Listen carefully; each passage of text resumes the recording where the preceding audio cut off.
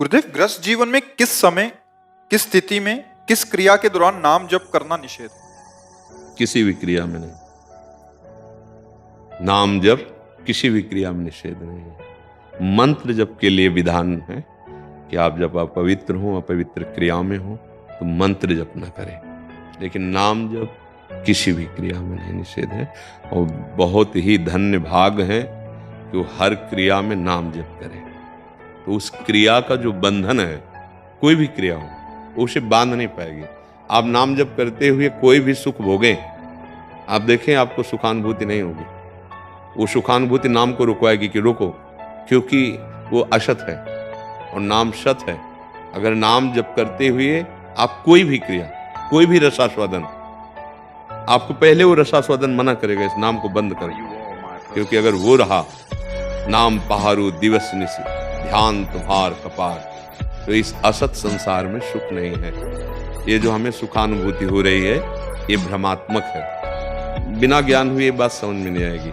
जैसे हम जब गंगा किनारे भ्रमण करते थे तो प्रातःकालीन बेला पर जब सूर्य की किरणें रेत पे पड़ती थी तो दूर से दिखाई देता था निर्मल जल भरा हुआ है। मरुभूमि में जहाँ एक बूंद जल नहीं है वहां निर्मल जल दिखाई देता था, तरंगायमान दिखाई देता, और जब नजदीक पहुंचो तो एकदम सूखी रेत है। ऐसे ही जिसे हम सुख समझते हैं ये सुख नहीं, ये सुख की छाया है, क्योंकि है तो सुख कहीं तो उसकी छाया पड़ रही। सुख कौन है? गोविंद श्री कृष्ण। जैसे हम जिस शरीर को प्यार करते हैं उस शरीर से गोविंद हट जाएं तो उस शरीर को हम नहीं प्यार करेंगे, उसको जला देंगे, उसको गाड़ देंगे। क्यों? शरीर को ही तो जानते थे, उसी से प्यार करते थे, अब क्यों नहीं करते? बोले नहीं, वो नहीं रहा। वो जो प्यार करते थे जिससे, वो नहीं, उसे तुम जानते थे क्या? जानते तो शरीर को थे, अनजाने में भी हम भगवान से ही प्यार करते हैं। जिसे हम सुख समझते हैं वो सुख नहीं, सुख की छाया है, समझ पड़ती नहीं, ये गिरधर की माया है। ऐसा त्रिगुणात्मिका माया का जाल बिछा हुआ है, पूरा जीवन निकल जाता है। ये भोगो इसमें सुख मिलेगा, ये देख लो इसमें सुख मिलेगा, ये एकत्रित कर लो इसमें सुख मिलेगा, परिणामता कुछ नहीं। परिणामता अशांति, तृष्णा और नवीन पद्धति से भोग भोगने की इच्छा, ये हमको जलाती रहती है। इसका मतलब वो सुख नहीं मिला। कभी अविनाशी को जड़ प्रकृति से सुखी होना हो ही नहीं सकता। आप अविनाशी भगवान के अंश हैं। बिना भगवत चिंतन के, बिना भगवत आश्रय के प्रकृति आपको संतुष्ट नहीं कर पाएगी। चाहे जितना प्रकृति का भोग कर लीजिए, बड़े बड़े चक्रवर्ती राजाओं ने खूब मनमानी इस प्रकृति को भोगा स्वामी समझकर, तब परिणाम लिखा है। अपने पुत्र की जवानी भी भोगी महाराज ययाति ने, अपनी तो भोगी, लेकिन परिणाम में लिखा भगवत विमुख पुरुष को संपूर्ण संसार के भोग एक साथ देख दिए जाए तो भी उसकी तृप्ति नहीं होगी, क्योंकि इसमें वास्तविक सच्चिदानंद सुख की जो हमारी मांग है वो नहीं है। जैसे एक आदमी, राजा ने ये ऐलान कर दिया कि रानी के गले का हार कोई चुरा ले गया है और उसे जो ढूंढ के लाएगा तो उसे हम समान संपत्ति देंगे, अर्थात समान अधिकार देंगे, राजा जैसा अधिकार देंगे। उसे सायुज्य मोक्ष कहते हैं। हमारी बुद्धि का आनंद ही हार है। और वो आदमी नदी के किनारे लग गया, कोई कहीं ढूंढ रहा था, कोई कहीं। नदी के किनारे गया तो दिखा कि हार वो है, उससे दिखाई। वो कूद गया उसमें, नीचे तो कीचड़ हाथ लगा, फिर बाहर निकल के आया। जब जल शांत हुआ फिर हार दिखाई दिया। सुबह से शाम हो रही थी। एक महात्मा उधर से निकले, उसकी प्रक्रिया को देखा, बार बार कूदता है, असफल होकर निकल। उनका भाई क्या आप ढूंढ रहे हो? तो उन्होंने कहा कि ऐसा ऐसा राजा की रानी का हार खो गया है, अगर मुझे मिल गया तो अपनी समीपता समान हमें सुख प्रदान करेंगे। तो उनका, तुम जहां सुख देख रहे हो, हार देख रहे हो, वो वहां नहीं है, पीछे मुड़ो।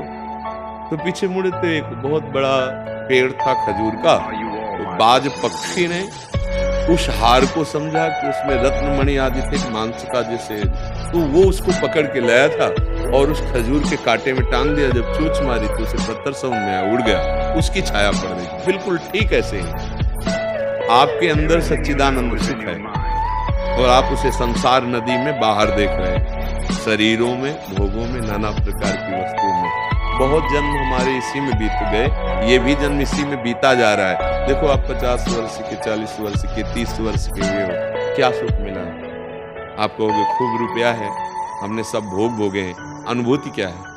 वही तृष्णा, वही वासना, वही चाहत, मतलब वो चीज नहीं मिली जो हम खोज रहे हैं।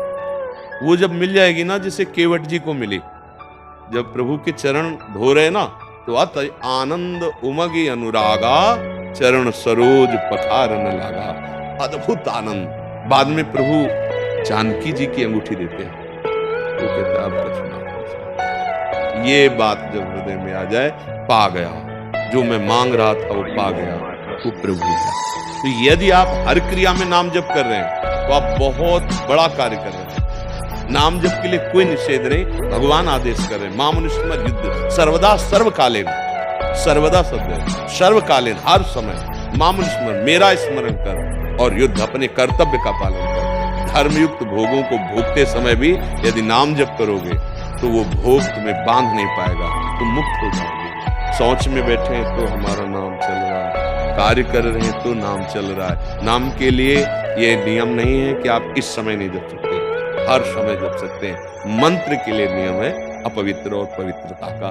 नाम के लिए तो अपवित्र पवित्रो वा सर्वावस्थांगतो पिवा यह स्मरेत पुंडरीकाक्षम सवायाभ्यंतरः शुचि। जो नाम उच्चारण करता है पुंडरीकाक्ष भगवान श्री हरि का, वो भीतर और बाहर से उसी क्षण पवित्र हो जाता है। और अगर हम सोच में प्राण निकल गए तो नाम जप नहीं चल रहा, अंतिम समय जो हमारा चिंतन होता है वही फाइनल होता है। तो हमें हर समय राम कृष्ण हरि जो नाम प्रिय, राधा राधा अभ्यास कर लिया जाए तो सोने में भी नाम चलता है। हम शयन कर रहे हैं, नाम चल रहा है पक्का, हमारे महापुरुषों में देखा गया है। और आप हृदय में भी देख लीजिए, नाम चल रहा है इसका परिचय तब मिलेगा जब आप सो के उठे, अभी चेतना भी जागृत नहीं हुई और नाम चल रहा है, इसका मतलब सोने में भी नाम चल रहा था। नाम का अगर हम अभ्यास कर ले तो हर विकार पर विजय प्राप्त हो जाएगी, बिना लड़े विजय प्राप्त हो जाएगी, वो बिल्कुल पक्का। बस नाम निरंतर, ये तो बड़े भाग्य की बात है कि हर क्रिया करता हुआ नाम जप कर रहा है। जितने बड़े महापुरुष हुए हैं सब नाम के बल से हुए हैं, जितना भजन हुआ नाम हुआ।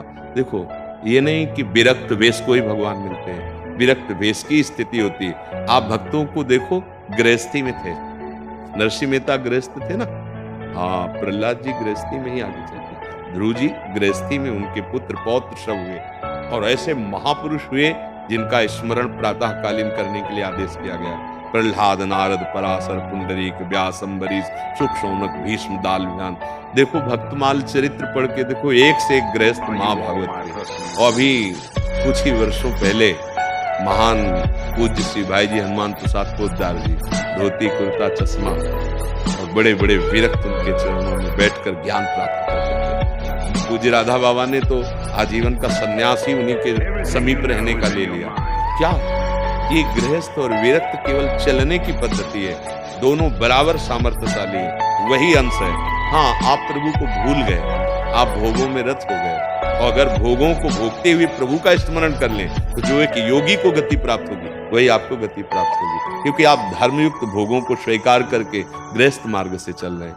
आप न गृहस्थ हैं न विरक्त हैं, ना आप स्त्री हैं न पुरुष हैं, भगवान के अंश हैं। बस सेवा मिली है, जो वर्दी मिले, जो पद मिले, उसका आजीवन धर्म पूर्वक निर्वाह कर लिया जाए तो बस वो भगवान की पूजा बन जाती है। हमें पुरुष की वर्दी मिली, हम किसी के पिता हैं, किसी के पुत्र हैं, किसी के पति हैं, किसी के मित्र हैं, अपने अपनी जगह ठीक धर्मयुक्त वर्ताव और नाम जप, निश्चित उसको वही गति प्राप्त होगी जो एक विरक्त महान तपस्वी भगवत प्राप्त महात्मा, वैसे वो गृहस्थ भगवत प्राप्त महात्मा का है। देखो विभीषण जी भगवान के सामने आए तो विभीषण जी क्या है, लंकाधिपति रावण के भाई और दूसरे प्रधानमंत्री हैं, कोई ऐसी लाल पीली पोशाक नहीं, राजमंत्री है। भगवान क्या कह रहे हैं, तुम सरीखे संत प्रिय मोरे, धरो देह नहीं आन नहीं हो रहे। तुम्हारे जैसे संतों के लिए मेरा अवतार होता है। विभीषण जी को भगवान कहते, क्योंकि उनमें साधुता है, वो भजन करते हैं, वो भगवान के प्रति इतना समर्पित है कि रावण लात मारी बुरा नहीं माना। तो भगवान कैलाशपति ने भी प्रमाणित किया, भगवान शंकर ने कि संत है, उमा संत के यही बढ़ाई, मंद करत जो करे। उनका आप पिता के समान भले मारा मुझे, लेकिन फिर मैं आपसे हाथ जोड़कर कहता हूँ, ये जो आप कर रहे हो बहुत बड़ा अपराध है। आप भगवान श्री राम की चरण शरण में जाइए और जानकी जी वापस कर दीजिए। नहीं माना, वो भगवान की शरण में आ गए। गृहस्थ में है विभीषण जी और महाभागवत परम संत कहे गए। तो देखो, ऐसा नहीं कि आप पैंट शर्ट में संत नहीं हो सकते। संत एक स्थिति होती है, एक स्वभाव होता है, संतों के लक्षण होते हैं, आंतरिक लक्षण होते हैं। हाँ, हमें बाहरी विरक्त मार्ग से वो लक्षण प्राप्त करने, आपको गृहस्थ मार्ग से प्राप्त करने। आप हमसे श्रेष्ठ हैं। कैसे? हमारा जन्म हुआ गृहस्थ में, हमारा भरण पोषण हुआ गृहस्थ से, आज भी भिक्षा मिलती गृहस्थ से, हमारे वस्त्र पोशाक गृहस्थ से मिलते हैं। और वो गृहस्थ हमारा भरण पोषण करते हुए, जैसे हम भजन कर रहे हैं वैसे वो भजन करते हुए विविध कार्य कर रहा है, इसलिए प्रणाम योग्य। बस हम लोग ये मान लेते हैं हम तो गृहस्थ हैं, हमारा तो कार्य केवल विषयों का भोग करना है, फिर हम बिगड़ जाते हैं। अगर हम ये माने कि हम एक साधक हैं, हमें गृहस्थ धर्म मिला है, या हमें जो भी ड्यूटी, जो भी पद मिला है, यही हमारी पूजा है, हम भगवान का स्मरण करते हुए कभी अधर्म आचरण नहीं करेंगे, ना किसी के प्रलोभन से डरेंगे और ना किसी के भयावह धमकी से डरेंगे। हम अपने कर्तव्य का पालन करेंगे, जीत जाएगा, इस माया पर विजय प्राप्त कर लेगा। पर ऐसा नहीं हो पाता। जहां कोई दुखद परिस्थिति आई, जहां भयावह परिस्थिति आई, हम गिर जाते हैं, या भारी प्रलोभन आया, हम गिर जाते हैं, फिर वो भजन नहीं माना जाता, फिर आप धर्म भ्रष्ट हो गए। ऐसे ही चाहे विरक्त हो चाहे गृहस्थ, अगर अपने अपने अधिकार का ठीक कर्तव्य पालन करे और नाम जप करे तो भगवान को बिल्कुल। आप ये समझो, जटायु जी ने केवल सिया जी की रक्षा का भाव लिया, तो शरीर त्यागते समय रघुनाथ जी ने उन्हें गोद में लिया, और जब शरीर छूटा तो हरि रूप होकर भगवान के धाम को गया। उस समय जो भगवान के वचन थे, उन्होंने कहा इसमें मेरी कोई कृपा नहीं, आपका कर्म, आपने जो परहित के लिए प्राण समर्पित कर दिए, इसी कर्म ने आपको ये उत्तम गति प्रदान की है, हे तात, ऐसा कह के संबोधन करते। तो जो हमारी राष्ट्र सेवा है, जो हमारी समाज सेवा है, जो हमारी गृह सेवा है, ये हमारी भक्ति है। हम नाम जप करते हुए कभी परास्त न हो। परास्त होने का मतलब प्रलोभन में परास्त हुआ जा सकता है, या धमकी में, भय में। चाहे माया हमें भयभीत करे या चाहे माया के जन भयभीत करे, हमें भय नहीं धारण करना, एक बार ही मरना है। और हर व्यक्ति के शरीर छूटने का निश्चित समय है, अचानक कोई हमें नहीं मार सकता। अगर हमारा समय आ गया है तो चाहे जितनी सुरक्षा हो, हमारे शरीर का नाश हो ही जाएगा। अगर समय नहीं आया तो छाती खोल के चौड़ी घूमो, कोई किसी की ताकत नहीं बाल बांका कर सके। जो विधना ने लिख दिया छठी राव के अंक, राय घटे न तिल बढ़े, रहुरे जीव निसंग। अगर प्राण छूटने हैं तो जो श्वास आखिरी है वो आखिरी ही होगी, चाहे जितनी व्यवस्था कर लो। फिर डरना क्या, सबको मरना है, एक बार मरना है, तो हमें कोई भय से गिरा सके या प्रलोभन से, ऐसा नहीं। अगर ऐसे चलोगे तो गृहस्थ में या राष्ट्र सेवा में या समाज सेवा में जो आप कर्तव्य कर्म कर रहे हो वही आपका भजन माना जाएगा, और नाम जप कर रहे हो इसलिए आपका सच्चिंतन है, आपको भगवत प्राप्ति है। समझ पाए आप? अंकित जी आगरा से। श्री हरिवंश गुरुदेव, आपकी कृपा से 4 महीने से निरंतर नाम जप के अभ्यास से अब ये अभ्यास होता है कि मन से एक युद्ध चल रहा है। नाम जप में जब भी लंबी स्थिति तक ये तुरंत अपने मोह, लोभ, शोक जैसे बाण मारता है। गुरुदेव, आपके निरंतर सत्संग और नाम जप के प्रभाव से मोह, लोभ जैसे प्रपंचों से तो अब आसक्ति नहीं है, किंतु फिर भी ये शोक रूपी बाण मारता। नहीं, ऐसा मत कहिए, अभी ऐसा मत कहिए, क्योंकि ऐसे फिर अभिमान पुष्ट हो जाएगा। अभी कुछ हुआ नहीं बच्चा, ये बहुत बड़ा युद्ध है। ये नाम जप से, जैसे आप जप रहे हैं तो शांत है, लेकिन ये मिट गए हैं ऐसा नहीं। जिस समय मिट जाएंगे उस समय ब्रह्माकार वृत्ति हो जाएगी। कोई प्रश्न नहीं, कोई इच्छा नहीं। ब्रह्मभूता प्रसन्नात्मा न शोचति न कांक्षति, समः सर्वेषु भूतेषु मद भक्तिम लभते पराम। परम लाभ। अब न कोई शोक है, न कोई चाह है, न वांछना। लेकिन अभी तो प्रारंभ है ना, तो ये कृपा मनाओ कि अभी आपको ऐसा लगने लगा कि हमारे शांत हो रहे हैं। अभी ये शांत नहीं हुए, अभी आगे देखना। ये वो शत्रु हैं जो भागवतिक शक्ति से संपन्न है, ये किसी और की शक्ति से संपन्न नहीं। अगर आप दैन्यता लेकर अपने में तृणादपि सुनीचेन तरोरु सहिष्णुना अमानिना मानदेन कीर्तनीया सदा हरि। मेरे ऊपर तो कृपा है प्रभु की, ये मेरी सामर्थ्य कहाँ कि मैं नाम जप कर सकूं या मैं काम क्रोध लोभ मोह मद इनसे विजय प्राप्त कर सकूं। ऐसे भाव से चलोगे ना दैन्य से, तो आप विजयी हो जाओगे। अगर थोड़ा भी आया कि मैंने मोह पर विजय प्राप्त कर लिया, तो देखो आप गलत हो। आपने कहा शोक पर विजय प्राप्त नहीं, शोक सताता है। ये शोक होता किससे है? मोह से ही तो शोक होता है। अज्ञान की धरा में आपको लगा मैं विजयी हो चुका हूं। अर्जुन शोक मग्न किस बात में हुए? जब देखा कि मुझे मारना है अपने परिवार वालों को, ताऊ चाचा के सब परिवार के खड़े, हमें गुरु द्रोणाचार्य भीष्म पितामह इनको मारना पड़ेगा, तो शोक हो गया। शोक हुआ कहां से? मोह से हुआ ना। हाँ, लोभ जब जीने की भी आशा न रह जाए तो उसे लोभ का क्या दिखाते हैं। अब जीने की भी आशा नहीं, अब वो स्थिति होनी चाहिए। प्राणों का भी लोभ जब नष्ट हो जाए तो इसे कहते हैं लोभ पास जेहि गल न बंधाया, सो नर तुम समान रख गया। वो साक्षात भगवान का स्वरूप हो जाता है। बच्चा अच्छा है, बड़ी कृपा है कि आप भगवत मार्ग में हो, पर सही ढंग से चलो, नहीं तो अभी थोड़ा सा अभिमान जागृत हो जाएगा और ये भ्रष्ट कर देगा, ये गिरा देगा। कीन हो इसका बहु अभिमाना, सुख हो वंचा कृपा निधाना। फिर आपको लगेगा नाम ने रक्षा नहीं की। ये अभी बुद्धि पवित्र नहीं हुई है। बुद्धि पवित्र का मतलब है भगवान में प्रतिष्ठित हो गई है। अब कोई भी प्रलोभन या कोई भी भय हमें भगवान से विचलित नहीं कर सकता। अभी नहीं हुआ, इसलिए चलो जैसे ककहरा याद में हो जाए, इस वही आपको डिग्री तक पहुंचाएगा। पर आप डिग्री की बातें नहीं समझ सकते ना, पर पहुंचाएगा वही ककहरा मात्रा है, आपको बहुत अच्छा प्रवक्ता बना देगी। पर अभी नहीं, आप विजयी हो जाएंगे, पर अभी दैन्यता से चलिए। ये जो शोक है ये मोह की ही उपज है, जो क्रोध है ये काम की उपज है, जो द्वेष है ये राग की उपज है। अभी आप समझ नहीं पा रहे, समझ रहे ना? हाँ, अच्छा है। आप चलो खूब नाम जप करो, सत्संग में जो आपको वाक्य हैं उनका विचार करो, पर अंदर से दैन्य रहो कि अभी कुछ काम नहीं बना है। हाँ, धोखा मत हो जाए, नहीं तो चिंगारी को ज्वाला बनने में देर नहीं लगती है। बहुत सावधानी का मार्ग है, और वो सावधानी भगवान के हाथ में दे दो। जैसे अर्जुन ने अपने रथ की बागडोर भगवान को पकड़ा दी, ऐसे जीवन की बागडोर वंदे कृष्णम जगत गुरुम उनको दे देते और दैन्य होकर चलते हैं। ये मार्ग अहम का नहीं है, जो भक्ति का मार्ग है इसमें दैन्य है। ये दिखाई देता है कि मेरे ऊपर अपार कृपा प्रभु की है। प्रतिपल वो शरीर की रक्षा कर रहे हैं, हमारे मन की रक्षा कर रहे हैं, हमारे भावों की रक्षा कर रहे हैं। प्रतिपल हमें अपनी तरफ घसीट रहे हैं, मैं चल नहीं रहा हूं, मेरी तरफ घसीट रहे हैं। ऐसा भाव होता है इस मार्ग में चल रहा है। ठीक है। हाँ, ये जो शोक है ये मोह की उपज है।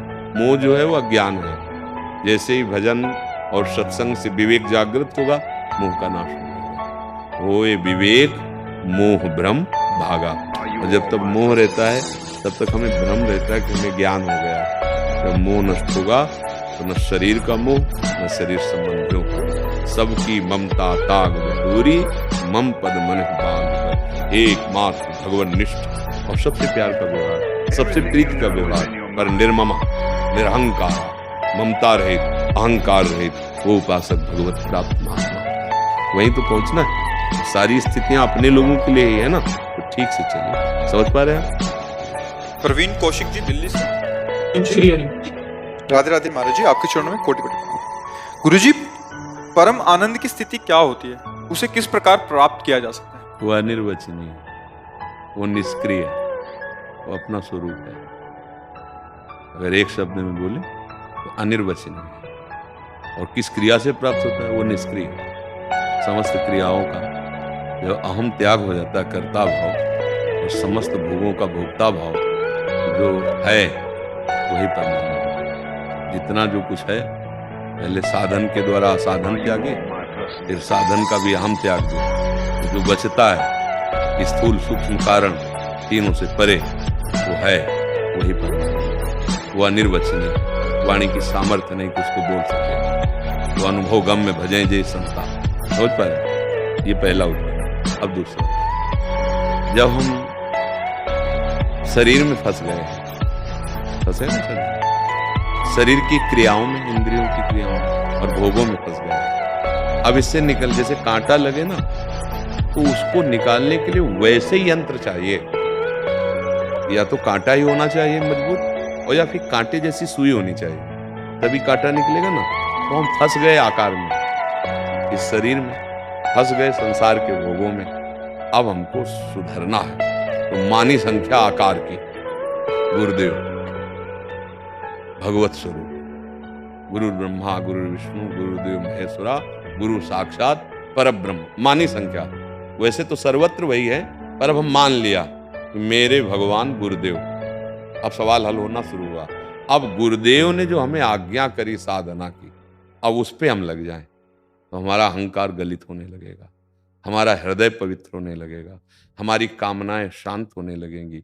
जहां कामनाएं हटी, अहंकार गलित हुआ, ये जो पुरुषत्व का अहंकार है ना, मैं स्त्री मैं पुरुष, देहाभिमान, तो परमानंद कहीं उपज नहीं है कोई। परमानंद हमारा स्वरूप है। परमानंद हमारे आराध्य देव है ना, जो आनंद सिंधु सुख राशि भगवान, उन्हीं के हम अंश कहे जाते हैं ना। तो आनंद सिंधु का अंश क्या होगा? आनंद सिंधु, चेतन अमल सहज सुख राशि। वो जो सुख है वो परमानंद है। ये जो शरीरों का भोग है ये विषयानंद है, ये क्षणिक है, क्षण मात्र का, फिर भी खो जाता है, फिर लगता है नहीं सुख तो था, फिर हम उसको भोगते हैं, फिर लगता है कि बार बार बार बार पूरा जीवन चला गया, परमानंद मिला क्या? परमानंद को मतलब आपका छुलातर चाहिए। ऐसा कहीं हुआ? नहीं हुआ ना। अब गुरुदेव की आज्ञा में चलो, शास्त्र सम्मत सत्संग सुनो। शास्त्र सम्मत किस लिए कह रहे? मनमुखी नहीं तो भटक जाओगे। शास्त्र सम्मत, साधु सम्मत सत्संग सुनो और नाम जप करो। नाम जप करते हुए सारे कर्म भगवान को समर्पित कर दो, तो इनके बंधन से जहां छूटे तो देह राग मिटा, भगवान के क्योंकि भगवान बैठे हैं, यहीं बैठे हैं, चाहे उन्हें आत्मा कहो, परमात्मा कहो, भगवान कहो, यहीं बैठे हैं। बस हमारा जो शरीर और इंद्रियों का राग हो गया, देहाभिमान में पुरुष हूं और इंद्रियां जो हमारी भोगों में चली गई, यही हमारे परमानंद का जो स्वरूप है उसको ढकने वाली है। नाश तो कोई नहीं कर सकता, वो ढका हुआ है। अब इनको हटा दो, जैसे ऊपर से राख हटाओ तो नीचे आग है, प्रज्वलित आग। ऐसे ही महान परमानंद अपना स्वरूप है, बस ये राग में फंस गए, राग मिटाना है। इसीलिए ये सत्संग है, इसीलिए भजन साधन है, इसीलिए गुरु परंपराएं हैं। तो किसी महापुरुष का आश्रय लो। जैसे आपको वृंदावन घूमना हो तो आप नहीं जानते निधिवन कहाँ है, रंगनाथ जी कहाँ है, बिहारी जी कहाँ है, राधा वल्लभ जी, राधा रमन जी, पूरे वृंदावन में एक गाइड करना पड़ेगा, नहीं होता। ये वो कहेगा हम आपको। तो ये जो संत जन है, जो गुरुजन है, ये भव जाल जो बिछा हुआ है माया का, ऐसी पगडंडियां कि फंस जाओ तो गाइड पकड़ो गुरुदेव का, और गुरुदेव बताएंगे कि इन पगडंडियों से निकलकर ऐसे ये है स्थान आपका परमानंद है, जहां जाना है। तो गुरुदेव का आश्रय लो। अगर आपको प्रगट में नहीं मिल रहे तो सबसे बड़े गुरुदेव, गुरुदेव के गुरुदेव जगत गुरु श्री कृष्ण, उनको अंदर हृदय से मानो कि हे भगवान, मैं आपको गुरुदेव रूप से वर्ण करता हूँ। और अगर आपको लगता है प्रगट में चाहिए तो आप पहुंचा दीजिए या उनसे मिला दीजिए, वो हमसे आके मिल ले या हमको वहां पहुंचा दीजिए। फिर यात्रा शुरू होती है परमानंद की, जब हम उनकी आज्ञा के अनुसार साधन करते हैं। वैसे तो वो निष्क्रिय आनंद है, क्योंकि कोई भी क्रिया प्रारंभ की जाती है और अंत हो जाती है, तो प्रारंभ और अंत वाली क्रिया से अनंत का अनुभव नहीं होता, समझ रहे? पर करना पड़ेगा, क्योंकि करने का वेग है। अगर सही नहीं करोगे तो गलत करवा देगा। तो सत मार्ग की क्रियाएं करो, असत का त्याग कर दो, और जब आप सत क्रियाएं करोगे तो गुरु कृपा से आपको पता चलेगा कि ये तो माया के प्रवाह गुणों से हो रहा है। तो सत्य क्रियाओं का भी कर्ता भाव खत्म हुआ, और जहां कर्ता भाव खत्म हुआ तो वहीं आप हैं। आपका जो स्वरूप है वो आनंद स्वरूप। ये अहंकार हमें आनंद नहीं लेने दे रहा। मैं धनवान, मैं बुद्धिमान, मैं तो फंसा दिया माया में। मैं और मोर तोड़ते माया, इसी में फंस गए। समझ पा रहे आप? हाँ, संतों के निर्देश से चलो, नाम जप करो, अच्छे कार्य करो, सत कार्य करो, बुरे कार्यों का त्याग कर दो, तो आप परमानंद की तरफ चल पड़ोगे। आप परमानंद है क्या? आप ही है। अभी गलत जगह हम अपने आप को लगा दिया, इसलिए हम फंस गए। अब हमें मुक्त अगर होना है तो हमें शास्त्र और संत सम्मत मार्ग को चलना होगा। जैसे जैसे आप गंदे आचरण करते जाओगे वैसे वैसे आपकी बुद्धि इतनी मलिन होती जाएगी कि सब बातें आपको व्यर्थ लगने लगेंगी, समझे में नहीं आएगा। और जैसे जैसे आप पवित्र आचरण करोगे तो ये बातें अमृत जैसी आपको लगने लगेंगी। ये लगेगा कि हाँ, मुझे अब यही सुख प्राप्त करना है। तो गृहस्थी में रहते हुए, भोगों को भोगते हुए वो परमानंद को प्राप्त कर सकता है जो ये जान जाए कि मुझे कैसे चलना है परमानंद के मार्ग में। संपूर्ण गीता, संपूर्ण शास्त्र, संपूर्ण महापुरुष उसी का वर्णन करते हैं। पहली सीधी बात पकड़ो, गलत कार्य नहीं करना, अच्छे कार्य करना। दूसरों को सुख पहुंचाना अच्छा कार्य कहा जाता है। जिसे शास्त्र कहते करो उसे अच्छा कार्य कहा जाता है। और नाम जप करेंगे और सत्संग सुनेंगे, अपने आप आपको मार्ग मिलने लगेगा परमानंद। ठीक है। रूपा काफले जी नेपाल से।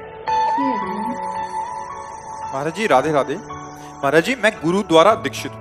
मेरे गुरु ने 12 वर्ष पहले ही समाधि ले चुके हैं, तो गुरु की समाधि के बाद शिष्यों का गुरु आश्रम में आना जाना कम होता है। गुरु दीक्षित शिष्यों में भी बहुत कम है जो आश्रम आते हैं। महाराज जी, मेरा प्रश्न यह है कि गुरु के समाधि के बाद गुरु आश्रम का अस्तित्व क्या होता है? गुरु की समाधि के बाद शरणागत का कर्तव्य बढ़ता है, रिस्पॉन्सिबिलिटी बढ़ता है, कैसे सेवा करनी चाहिए? अगर सच्चा परमार्थ का पथिक है तो गुरु मंत्र पे नजर रखता है, गुरु वाक्यों पे नजर रखता है। अगर गुरु आदेश कर गए कि आश्रम की सेवा देखिए तो बात अलग है। नहीं, आश्रम की सेवा देखने में कि गुरु भाई में दोष दर्शन होता है कि पहले तो ऐसा नहीं होता था, अब ऐसा होता है। लड़ाई झगड़ा होते हैं, फिर संपत्ति पर नजर हो जाती, ये सब प्रपंच नहीं।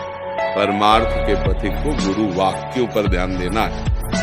अगर गुरु जी कह गए हैं जिम्मेवारी तुम्हारी, तो आप प्राण अर्पित करके करना है कि उनकी आज्ञा पालन। अगर नहीं तो गुरु मंत्र और गुरु उपदेश पर नजर रखो। वही गुरुदेव का जीवन है, वही गुरुदेव की संपत्ति है। नाम सुकृत धन अपनी जीवन, अति हित मान देत वरदान। वृंदावन हित बलिपद पावन, भक्ति प्रकाशत ज्यों जग भान। नमो नमो गुरु कृपा निधान। गुरुदेव ने कृपा करके अपनी जीवनी शक्ति दे दी। नाम, मंत्र, उपासना, हमको उस पर ध्यान रखना है। बाहरी मायाकृत संपत्ति का यदि आदेश किया है कि आपकी जिम्मेवारी, फिर प्राणपन से सेवा करेंगे। अन्यथा बाहरी में तो फिर राग द्वेष हो जाता है। वो ऐसा फिर लड़ाई झगड़ा, फिर मुकदमा कि अमुक शिष्य का अधिकार नहीं, मेरा अधिकार, और सब फिर दोस्त नहीं। सब गुरु का वैभव, पूरी सृष्टि अखंड मंडलाकारम व्याप्तमेन चराचरम। हम गुरु मंत्र और गुरु वाक्य पर नजर रखेंगे, बस, इसके बाद नहीं। गुरु अगर आदेश करते हैं तो बात है, नहीं।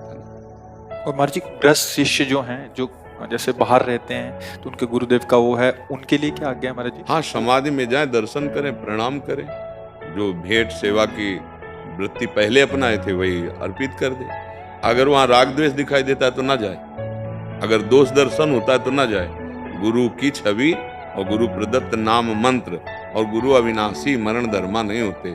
शरीर तो छूटे गए तो नरक है ही है, आज नहीं तो कल छूटेगा। मलमूत्र भरा हुआ है, नाना प्रकार की इसमें परिवर्तन वृत्तियां हैं, कभी भी नष्ट हो जाएगा। और गुरु अविनाशी सच्चिदानंद, वो मरता नहीं। नाम और मंत्र के रूप में गुरु ही तो बैठे, उसको स्वीकार करे, गुरु स्वरूप हो जाएगा। भागने की कहाँ जरूरत है? हाँ, श्रद्धा है तो गुरु की समाधि को गुरु तुल्य मानकर दर्शन करे जाकर। अगर वहां दोष दर्शन होता तो कदापि मत जाए कि गुरु भाई जन ऐसा ऐसा। बस अपना लक्ष्य है सत्य वस्तु की प्राप्ति, प्रपंच नहीं। प्रपंच गृहस्थ हो चाहे विरक्त हो, लक्ष्य भगवत प्राप्ति रखकर ही तो गुरुदेव का वरण किया जाता है। गुरु का वरण सिर्फ अध्यात्म की भाव के लिए तो किया जाता है। अध्यात्म का स्वरूप क्या है? ये सांसारिक वस्तुएं, ये तो पापियों के पास भी इससे ज्यादा करोड़ों गुना है। तो अगर ये भजन का यही फल है, गुरु की यही संपत्ति है, तो हमारी तो समझ में नहीं आया। ये तो मायाकृत है, जीवन यापन के लिए भगवान दे दिए हैं। हाँ, चुपचाप अपने मार्ग में चलो, मार्ग है भजन। गुरु ने जो मंत्र दिया उसे रात दिन जपो तो गुरु का वियोग ही समझ में नहीं आएगा। ऐसे लगेगा गुरुदेव हमारे हृदय में, गुरुदेव हमारे आज्ञा चक्र पर पद्मासन लगाए बैठे हुए हैं। गुरु हमारे जैसे श्री कृष्णचंद्र जी अर्जुन का रथ हाँक रहे, ऐसे हमारे हृदय में बैठे चला रहे। गुरु नहीं बैठे, बाहरी संपत्ति पर नजर न रखे, बाहरी बातों को ध्यान न दे, सेवा दिए हो तो आज्ञा पालन करे, नहीं तो चुपचाप नाम मंत्र जपते हुए। और जहाँ सत्संग अपने मार्ग के अनुकूल मिले तो गुरु की ही वाणी सुने, शास्त्रों का स्वाध्याय करे, आगे बढ़े। ये राग द्वेष लड़ाई झगड़ा ये सब ये नहीं, अध्यात्म ये नहीं सिखाता। राधा राधा सब गुरु की संपत्ति है। हमें जो गुरु ने दिया है वो अमोघ है, नाम मंत्र उपासना। और सदगुरुदेव भगवान अगर योग्यता दिए है कि भाई प्रपंच का माहौल देखे तो फिर वही बल देकर निर्वाह करते हैं। अपने लोगों को देखना ही नहीं, ना ये कभी संपत्ति थी ना रहेगी, बीच में भास रही है, ये मायाकृत है, ये गुरु की संपत्ति नहीं। गुरु की संपत्ति नाम मंत्र और उनके वचन, जो सत्य है वही तुम्हें सत्य में प्रतिष्ठित करेंगे।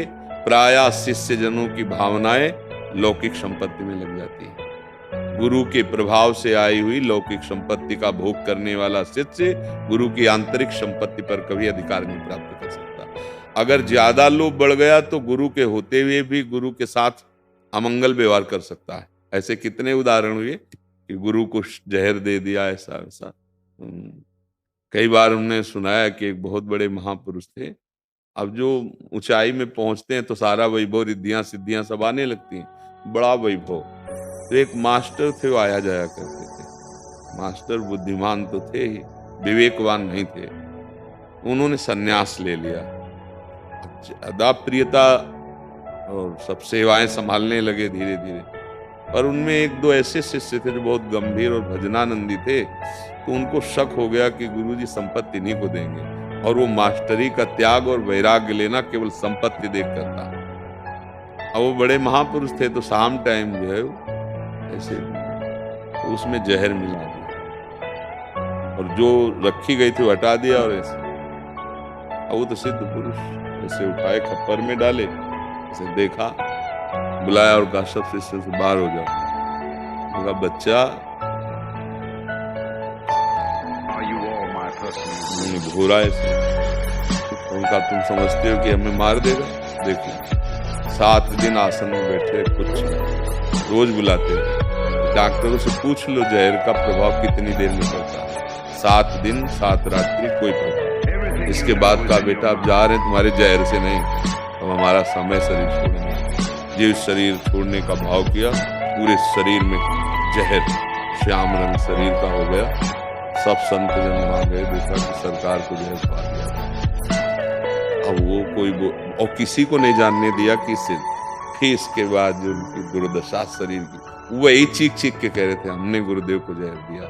बुद्धि खराब, शरीर में ऐसा गलित मवाद, जैसे पानी भरी भूमि में पानी सूख जाए तो ऐसे पपड़ी नहीं पड़ जाती, ऐसे पूरे शरीर में पपड़ी, जहां से देखो वहीं से मवाद। अरे गुरु अपराध इतना भयंकर, ब्रह्म ऋषि को मारने का प्रयास, मतलब बहुत। ये क्या हुआ? आश्रम, रुपया, पैसा, लौकिक संपत्ति, और वो तो अवधूत महापुरुष थे, उनको कोई मतलब इससे नहीं था। ये अगर हम गुरु की बाहरी प्राकृतिक संपत्ति पर नजर रखेंगे तो अपराध के सिवा कुछ नहीं बनने। हमें गुरु ने जो संपत्ति दी है, नाम परम धन, मंत्र परम धन है, उनके आदेश, उनके उपदेश, यही जीवन है। मुझे यही लगता है कि बाहरी बात पर, हाँ गुरु ने आज्ञा दी हो तो बात अलग है, नहीं तो बाहरी बात पे नहीं फंसना चाहिए। जब तक गुरुदेव का सानिध्य प्रकट में है तो सानिध्य, नहीं जैसा आदेश, नहीं तो अपना भजन हमारा जीवन है। गुरुदेव हमारे पास है, कहीं भटकने की जरूरत नहीं।